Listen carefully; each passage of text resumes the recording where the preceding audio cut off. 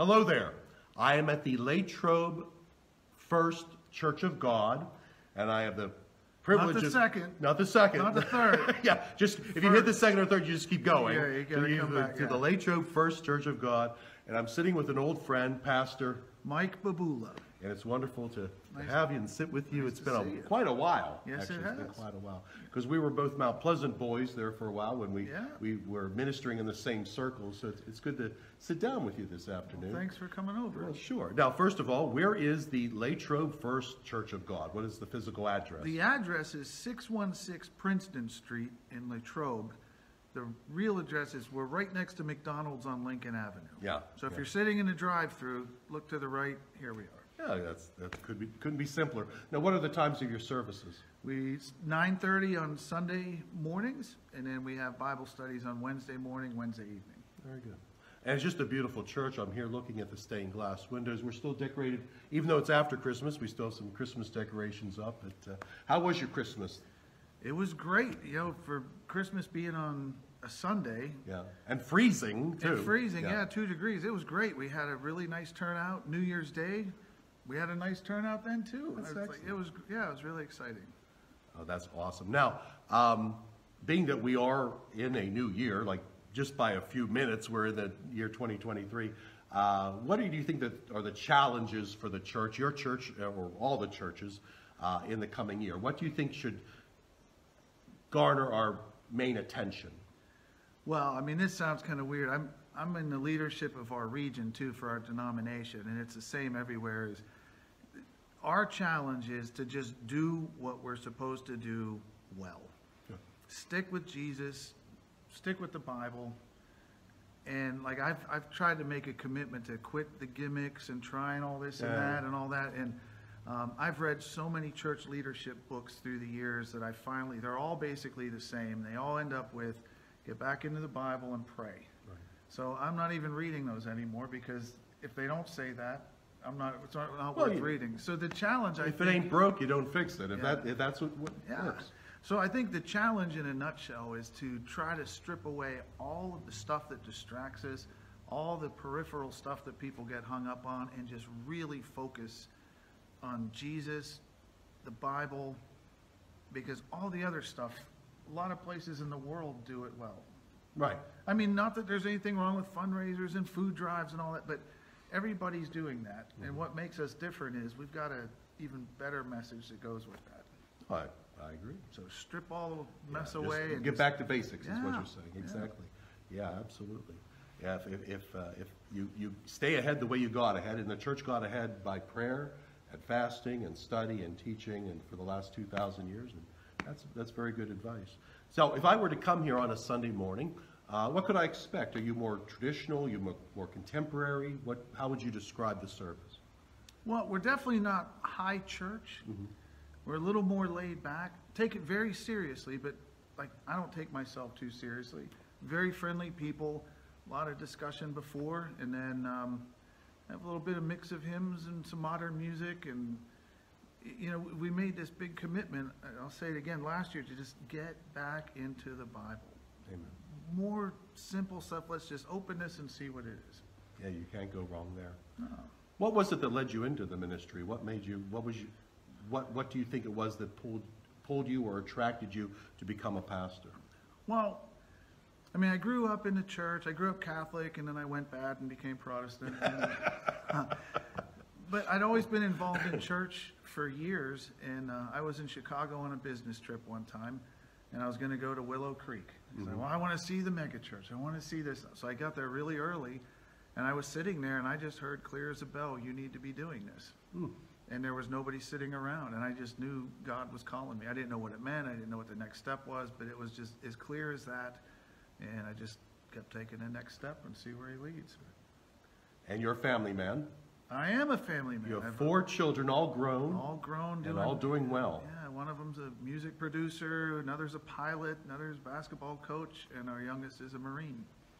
That's, like I said, that's usually. And my wife's great too. Yeah, you got to mention. I'm sure she had a hand in some of that. She raised them right. Absolutely. So, how's the church doing since COVID?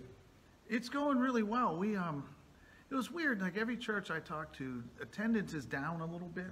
from what it was before, but everybody that's here is fully committed and engaged. It's a whole different energy than it was before. It just, I don't know, it changed. I think people appreciate the opportunity to be back in the building again a little bit. And that really started our stripping away all the peripherals. Like, what do we really need? Like, we weren't able to do all that before. So, all right, let's figure out what we can do. My grandfather used to say, you don't appreciate the water until the well goes dry. Yeah. And then we couldn't get to church and do what we needed to do, and maybe that's given us a purer church. Yeah. And it's a very optimistic way of looking at what we went through 2 years ago. Yeah. And hopefully we never go through that again. Right. Yeah. So this is the idea here is to encourage people to come to church. Why should people come to church, or specifically, why should they come to the Latrobe First Church of God? Well, I don't know why you'd come here instead of anywhere else. But Because there's a McDonald's next door. There's a McDonald's next door. And Egg McMuffin and then worship. That's right. Yeah. And then the chicken nuggets will be cooking when you're done. No. You know, the thing about coming to church, I think God does something special in a group setting like this. Like, yeah, you can meet God out in the woods and at the stream and all that kind of stuff, but I think there's just something powerful about coming and meeting with other believers. The other thing is, if you haven't been coming for a while, you don't know what encouragement you might be when you show up. Oh, that's true. And that's a big thing, because there's some people at our church, I know it's a struggle for them to get here, and it encourages me just seeing them walk in. And you don't know who's looking for, what they're looking for when they come, but maybe seeing you would be the encouragement they need. That's a good, that fellowship is so important, to be among your own Christians. I've had that too, where people say, well, I can have church on my rowboat or my fishing boat. I can have church in the woods. But do you? Do you really? Right, Do you really invite other people to come? Do you really take an offering up for the missionaries? Do you sing praises? No, you're just sitting there fishing. Sitting there enjoying I assume, maybe I'm misjudging people, but I assume you're not really having church, what we would call church. Yeah, but it's just different when you're together. And yeah, you don't need a building. I mean, this is beautiful. I'm really happy we have a facility. It is beautiful. It really is. But, you know, we could do this in houses. We could do it anywhere. But it's just a and we may one day have to. We may have to meet in your basement. I mean, who knows how things might go in the future. But yeah. But this is how long have you been here? I've been here about 12 years. Has it been that long? Yeah. Wow, time just marches on. I know, I'm still here. One step ahead of them. Yeah, I just got to keep it moving. Yeah, that's good. That's good.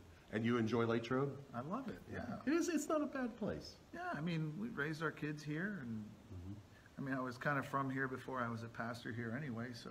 That's true. I like this area. You've been in this area your whole life. A lot of it, yeah. Yeah, most of it.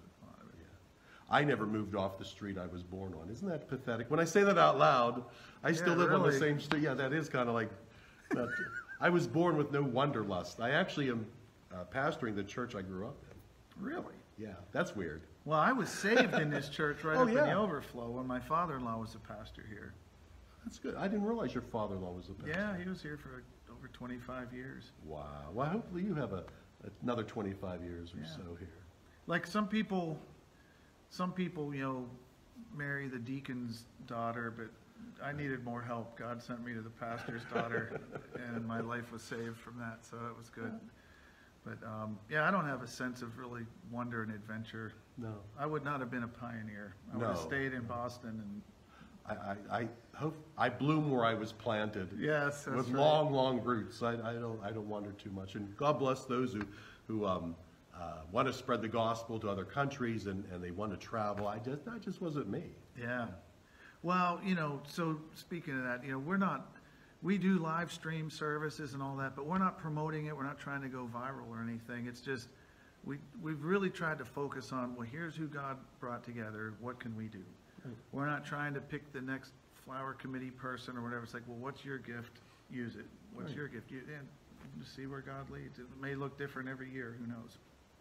You know, it has just been wonderful catching up with you, and I appreciate you taking the time. And thank you. And you're doing very well, and God is certainly blessing you. And I know He will continue to bless you in the future. Well, God bless you too. And may God bless you.